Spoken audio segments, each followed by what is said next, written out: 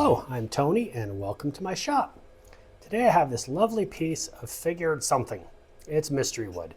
I'm not sure what it is. It was brought over to me from a friend. It's dried out. It's got some cracks in it, as you can see, little checks and stuff. But it's so beautifully figured, I thought it would make a nice little box. So I'm going to mark it up for centers, get it on the lathe, and get around and see what we got here.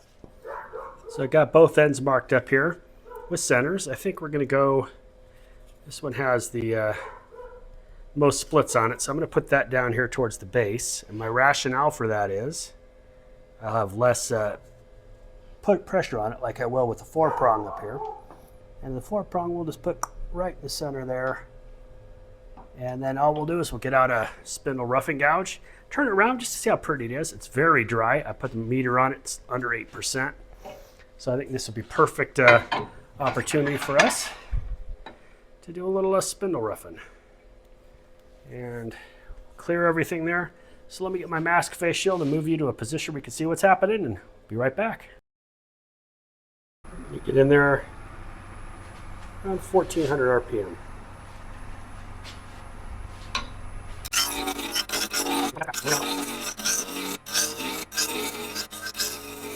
Got a ways to go before we're ready for the okay, we got a little something naughty there, and then our crack on this end. So we've got a ways to go before we're round, but at least we're seeing how pretty that wood's going to be.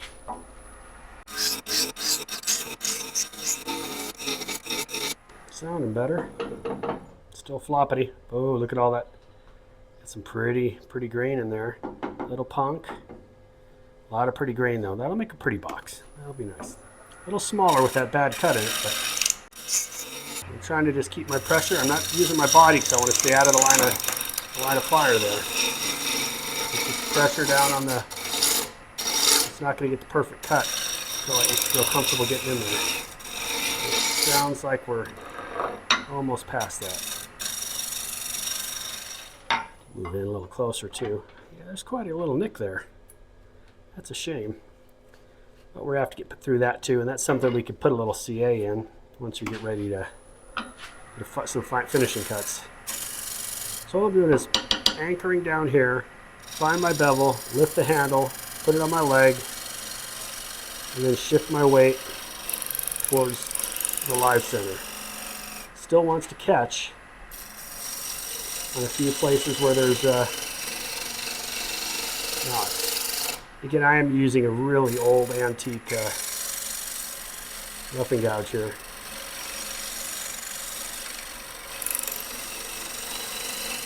Mostly because I like it. It's not a particularly great one. I've got better gouges, but I really do like this one. It's smoothish, but I can still feel, won't touch it because I don't want to get my finger caught.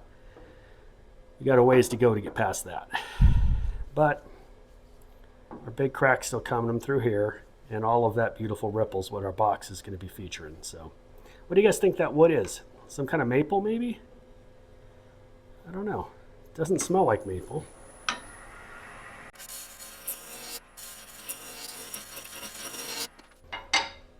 Ooh, we're getting closer.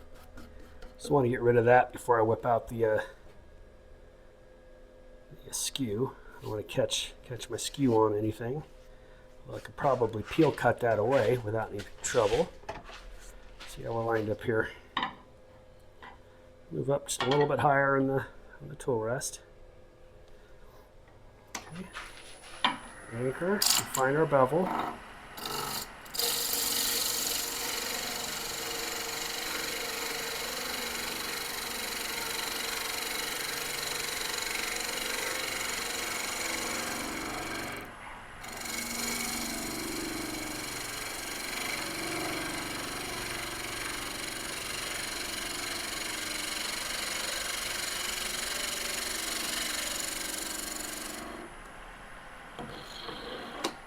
See how that looks.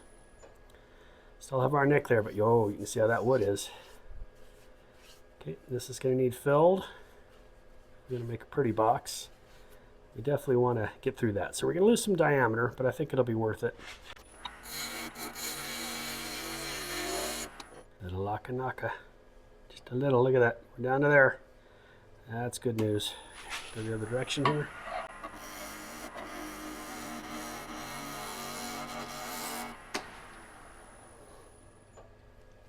Oh, just a little nick, just a wee nick.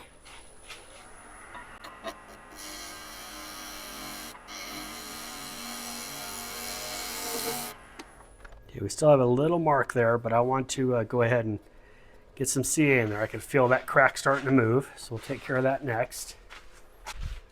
Just a wee bit, hold it together. And I just want to make sure that whatever's in that crack's going to hold together and it becomes a nice filled portion. Down here at the bottom of our bowl, we might not even need all that material, but I still don't want to risk it. So let's go ahead and get that filled so we don't get a split. And I even have some pretty cool offcuts here. We can make a separate lid for it if we decided we wanted a taller box. I'm not sure. What do you think? Like a tall box? It's soaking right into that crack. So there's a little punkiness going down here as well as just this crack. But it's been, this wood came from a friend of mine named Steve Pilar, and he's got acres and acres of old growth slash piles from the old logging days on the western side of our state. So he's got all sorts of stuff like this that would have never made it to a log mill back in the day because of oddness, shapes, and stuff like that. So we are the beneficiaries of probably something we cut down over 100 years ago. I'd really love to know if this is actually what kind of maple this is. It looks like with this in here, I'm used to this in maple. Right, that figure right there. And I'm used to some ripple and stuff, but the grain pattern itself doesn't scream maple at me. Maybe that could just be me. Maybe I'm losing my marble. Maybe I don't know what maple looks like. It's possible. Just make sure we're not still oozing wet in any of this before I cut into it and splash it all over my mask. All right, here we go.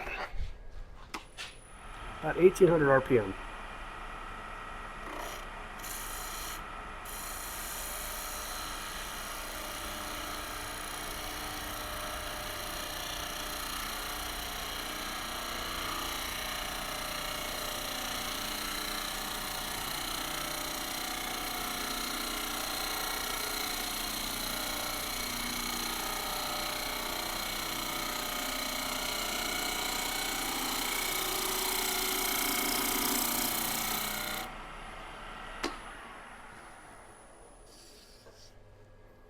That looks a little prettier, huh? Still a little teeny nick there. But we filled that up and we don't have any staining there. So just a couple more passes. I can see that I'm kind of donuting in the middle here, so I'm going to go the other direction. Not donuting, but getting kind of a cove in the middle. So a little something there. There you go. I think it's all gone. I think we got it. Okay, I just need a couple of nice smooth cuts, and we can start looking at what kind of shape we want to put in there.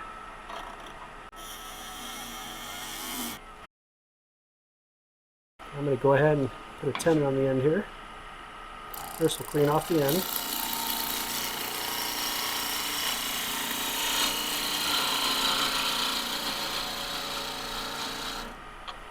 A little bit of a tenon.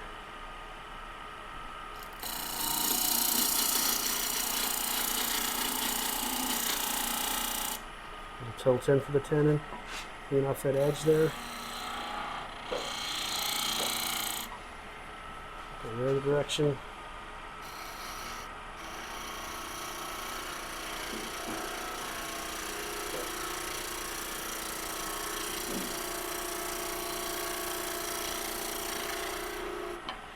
We'll put a little tenon on this too so we can go a box that way.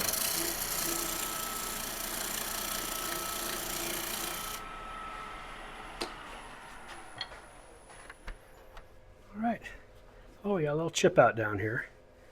It's okay, we'll have to come up a little further on our tenon. This is all filled here quite nicely. So I think we'll do a box. It's going to be about this big here. So we'll make our lid somewhere right around this area. And the way we're going to do that is we'll use a parting tool to get our first line. And then after that's off, we'll size our tenon to these parts here. So I'll make a tenon on this end, probably about 3/8 of an inch deep, and then this will slide over the top of that, and then we'll hollow out the inside. First though, let's get to sanding, and I'll go ahead and just put you guys on super speed for that.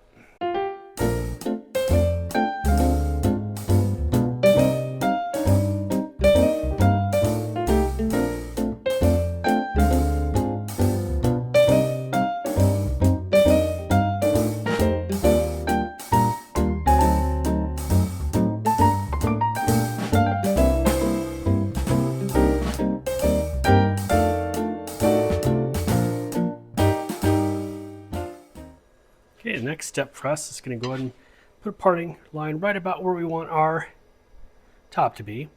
And I'm going to go in about a 1/4 of an inch or so we can establish kind of where the tenon's going to be.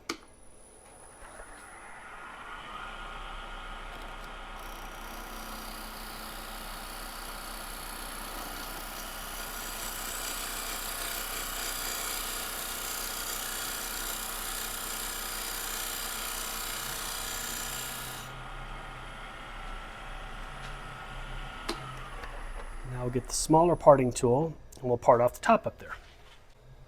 Once we get in a decent depth, I will go ahead, I'm going to put a little edge on this, I'm going to go ahead and then saw the rest off.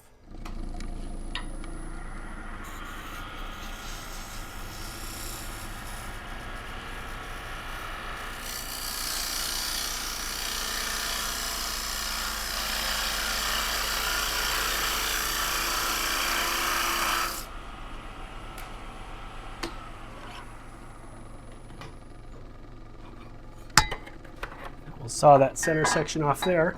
It gives us 2 lines. When we know where we're going to fit our top onto, we should have a pretty good grain match. It's a little bit of a jump there. And then down here, I have this chip, so I'm going to probably, when we go to turn off the bottom, we'll leave that down there. And we could add a bead here or a little V-groove. We might do that after we put the top back on. But now we'll part these off so I can hollow this section and then fit the top.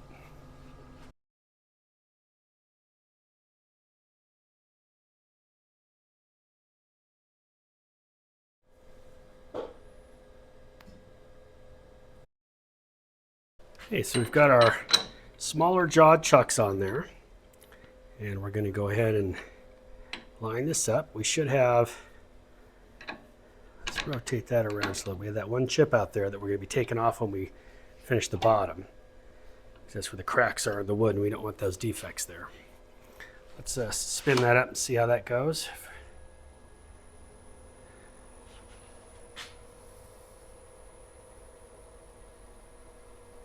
Feels a little bit not quite perfectly true. It's a little tighter. Yeah, that's better. So what I'm going to do to start with is I'm going to get the Jacob's chuck out, and I'm going to hollow us down. We're only going to hollow down to about here. So we'll say that's, let's go 2.5 inches. Be a smaller box. Maybe we can go 2 3/4. We'll go 2 3/4 inches. So we always start our Jacob's chuck, which I'll put over here. We'll keep it at 1 inch on this side, so we know exactly how far to go down. So when we're at 3 3/4, we'll know that we're down a full 2 3/4. I'm actually going to go to 2.5. That way I can round the bottom and keep it, keep the little point from the Forstner bit out of the equation, and we can get that with a couple of different tools. I'll probably use a round nose scraper, long, straight, easy one. Same thing you'd use for hollowing. Let's see if this time I cannot drop. Man, I got the butterfingers. It gets hot out here. My brain stops working. My fingers stop listening to my brain. All right, let's press this in pretty good here. Get as close to 1 inch. Back it back in 1/8. And then I can press the Jacob's chuck all the way in. Back us back to 1 inch. Just close there. And then we know we're good. So I usually like to drill at about 300 RPM. My Forstner bits actually had on the box not to exceed 380 RPM. I'd never noticed that before, but I had a one of the old wood boxes they came in, and there it was. So let's see if we can get a nice drill on this old dry maple. Again, we think it's maple.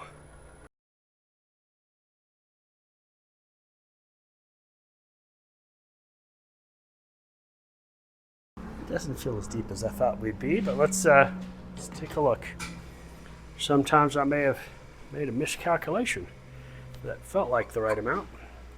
Yeah, we're at 2 3/8, and to get to there, 2 3/8 is here. We can easily go another 1/2 inch. So go ahead and get that.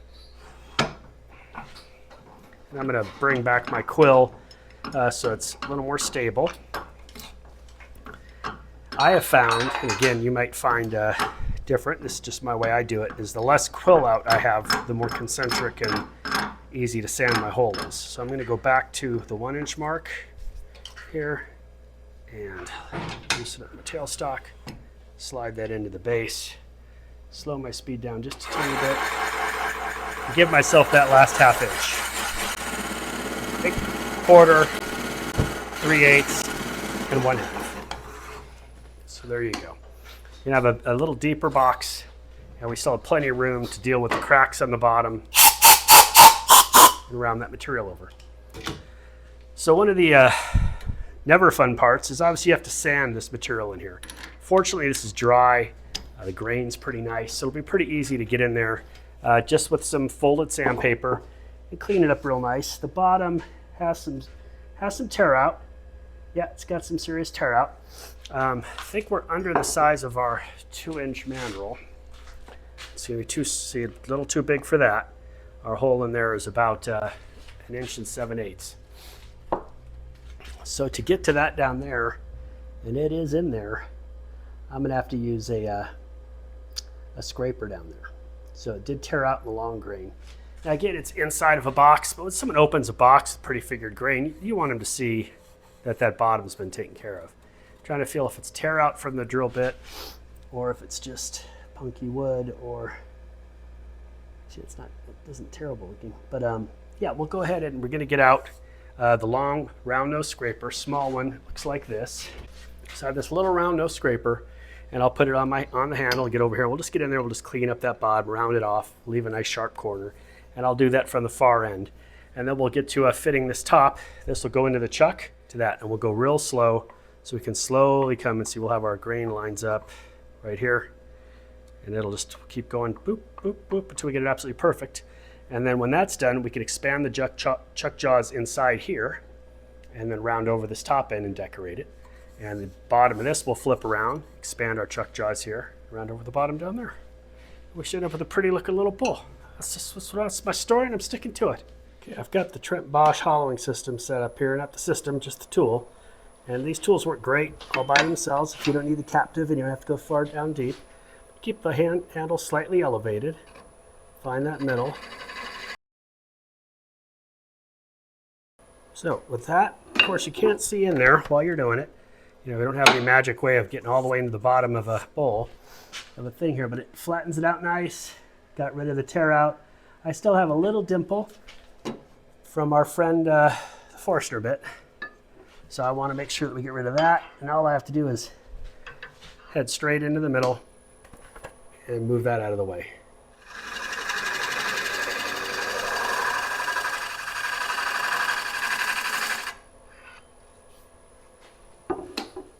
Again, a lot of the stuff that you do by feel is really hard, to learn, and it's even harder to teach. How do you teach someone feel?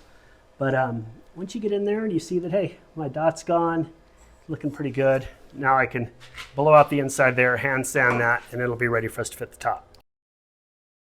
Okay, we've got the inside sanded out just to 150. It's the inside of a box.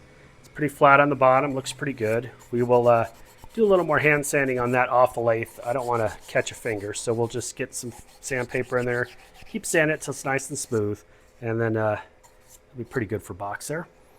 Now we need to address our lid, and to fit that, we want to get a nice tight fit here. Make sure it spins up nice and true as well, and it does. And if you remember, I started off by using the big parting tool down to this center mass, or out to this line here, and then we used the center tool to come down to that. So our groove out here matches this groove here. So as long as we stay inside of that, fitting this will go pretty quickly. What I like to do is do it with a bowl gouge to start with. And again, we're going in end grain, so I might end up switching out to just a box scraper. But usually I like to go in with a small bowl gouge, start in the center, and just start kind of cupping it out so we have a pretty thing. And then I'll texture it, do something a little decorative on the inside there, is my guess, as we fit it. But getting it fit right is the biggest priority right now. So one of the things I'm going to do is drop the tool rest a little bit and really crank the speed up a bit more. I was only turning around 600. And we'll come at it lightly. Again, I'm dishing the inside. This is mostly for aesthetics, and it gives you a little volume in there. It's just like turning a teeny little bowl for these lids for me. So I get most of the mass away from where I need my lid to be. Then I'll get out the box scraper, and we'll go ahead and start with our lid here. Start looking at where we need to line up. Looks like it's right inside that hole. So again, we'll creep up on it so that we're not making a huge bite at one time. We have a box scraper here. It's a Hurricane, another crown tool. And we want to make sure that we're up high enough that we're not dragging the inside edge. We'll lock that down, and we'll just take a couple little nibbles. Just a little nibble, don't be too greedy.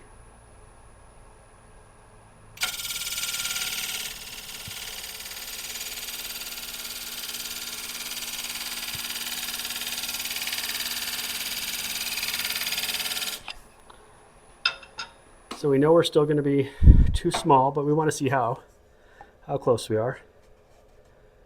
We're pretty close. So we'll keep creeping up on that line, probably about 10, 12 thousandths at a time. And I like to keep one finger on top of it. The rest of the tool is under my arm. And then I just slowly feed it in now in very small increments. And as I get closer and closer to that perfect fit, it's cutting beautifully at this angle. I can see I've got this, maybe from that angle you can see there's just a teeny lip right here. And that is the next part that we're going to be taking off. And we still have a good edge on our box scraper. Got to be up there so you don't drag that bottom corner and jack up all your hard work there.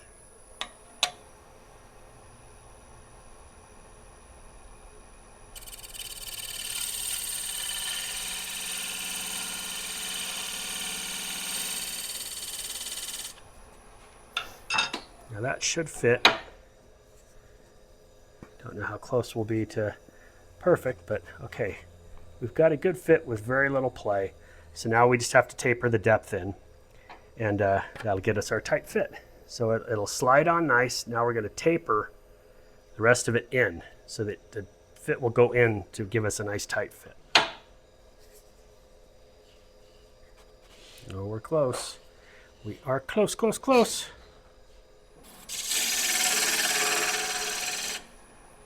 Okay. Feels like that's where it should match up right there. So almost all the way in. Just a teeny bit more to go, but you can see now we've got a nice line and a pretty decent grain match considering how much we had to take off there. So I'll bring that in just a teeny bit deeper, and it should be good to go. I've got some 180 here. Back to where we had our easiest match. I think it was right here. There you go. And we can pull up our tailstock over here, although I want to blow out a little more of that dust. Put a little V groove there if we want, so you can get your fingernails under it. We have to decide if that's what we want. I feel like I could go a little bit deeper, just a teeny bit. It's every time you get to that, just a teeny bit, I start getting nervous. I can't talk for you, but boy, I'm like, oh yeah, just that one more pass. That's all it takes. Now we have a pretty cool decorative step in there. I'll turn that around and show you when we get there. I'm gonna have a little sand to do on that.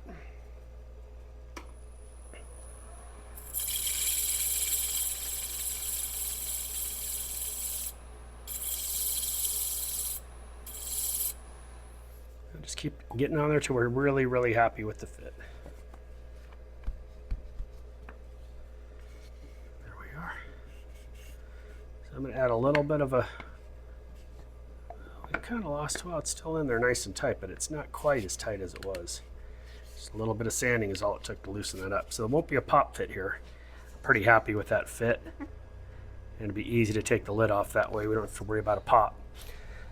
So I'm gonna go ahead and finish the inside of this, just adding some details. So I'll add a couple of cool little groovy lines, and I'll move the camera over here so you can see what I'm gonna do.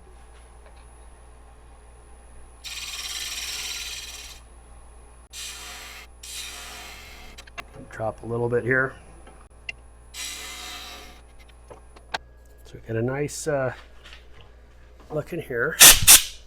I'm going to go ahead and I'm going to pull that in a little bit tighter still. I still don't like that. There's a little bit of tear out there that couldn't see from either end there.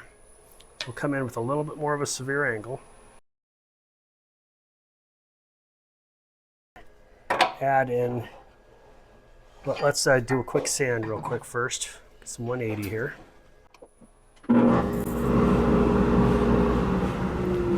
Go ahead and get the point tool, and we'll come in from the middle, and we'll put just some interest lines in here.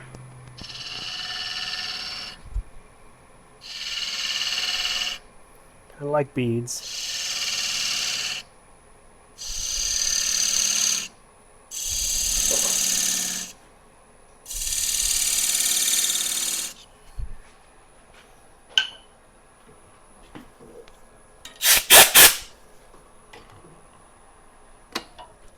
So that little 2-second thing makes people look inside there and go, oh, that's cool. I like that. That's different. Now for in here, I will just use our standard shop shine. Doesn't need any super polishing. It just needs to be pretty. It's not going to see much light. So in the weather we're having, shop shine comes out of the bowl a little thin. See if we can get a good look there for you. Got to really work it into each of those grooves I did. And then move this out of the way because I don't catch myself on it. A little speed. Just kind of melt it into all the pores. If I was Richard Raffin, I'd be using a sock right now. I'm not that cool. So blue shop towel it is. All right. And that's what the inside of our lid will look like. Pretty simple. Pretty. It's got some character and some uniqueness there. Now, don't think that I might have to change jaws for this. But one of the things, if I plan well, which I didn't, it's kind of spontaneous, but let's see, are we going to be able to? Oh, it's so close. So close. Let's see if that's going to spin true. That's a little wobbly. If we could get it just right.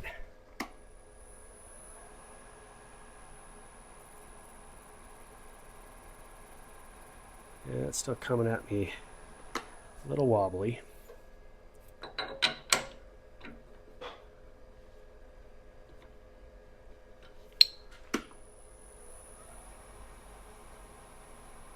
Might be able to pull that off still. We can go ahead now and take off the outside where we had our tenon for the lid and polish and decorate the lid. Just want to go gentle, nice sharp gouge, take some easy passes here. Face mask back on and turn the dust.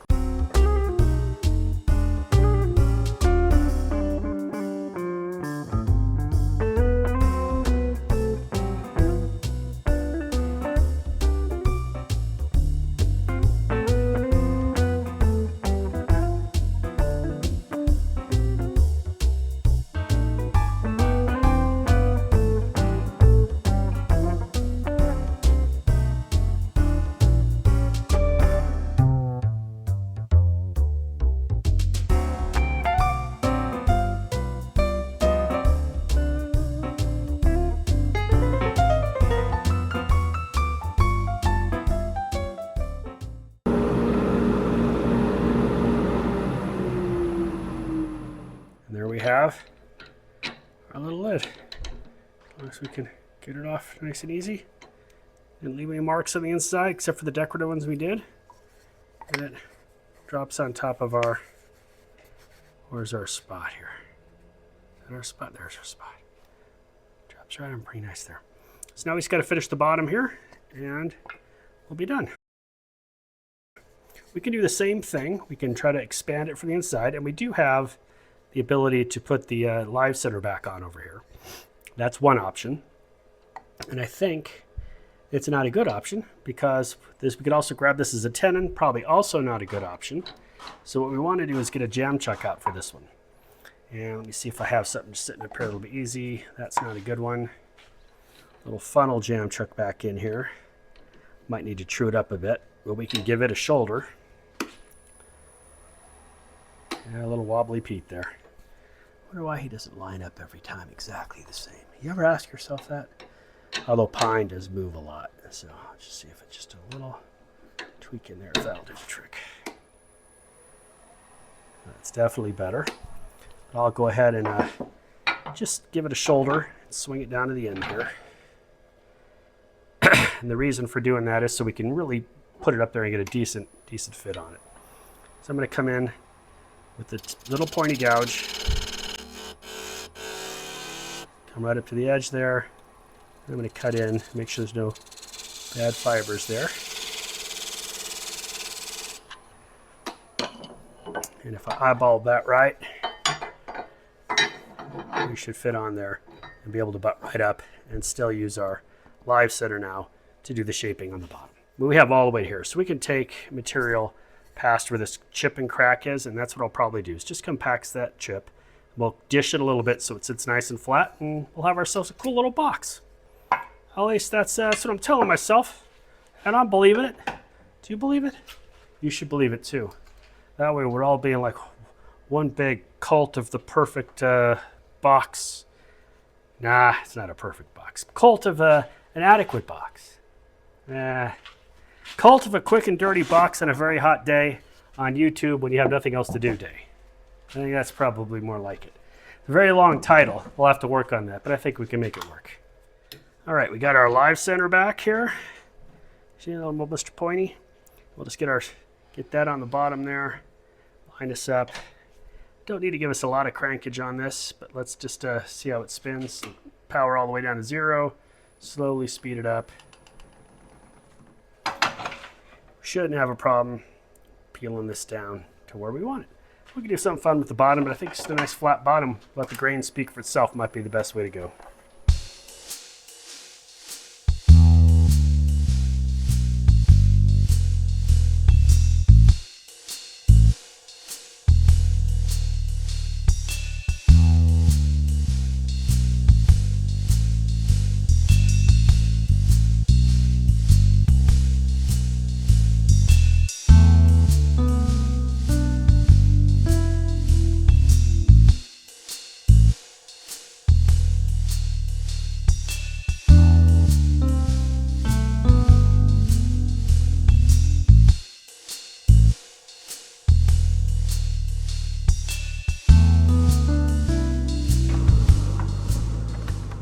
So we'll have some hand sanding to do on the bottom there, but all in all, we got a nice little box. Does not have a pop lid. I started in on that and decided it'd be easier to make a lid where this comes off to get right into what you want there. But it lines up nice. It's got a good little shadow. That's pretty nice. Let me finish up the bottom there, and I'll put her on the spinner. We'll do a little wrap up. Well, there she is, all done up. One figure that looks like some sort of maple. Little box with just a gravity lid. Pull the little lid off. Unfinished on the inside. So you could put some spices in it or something like that, not worry about it. The edge, it's got a little bit of play, but not enough to really notice. Just got a little V groove in there. And the grain does line up nicely. Obviously put the lid on when it spins a little hard. And we hope you had fun with this super simple beginner project. And get out there and try one. If you do, tag me. I'd love to see what you've done. If you had a good time, sure appreciate a like or a subscribe. If you share it, it sure helps the channel out. And any feedback you have is always welcome. Like, what would you have done differently? How do you like to build your boxes? Those are all interesting topics to talk about. Well, thanks for joining me, guys. Hope you had a good time again, and get out there and turn something.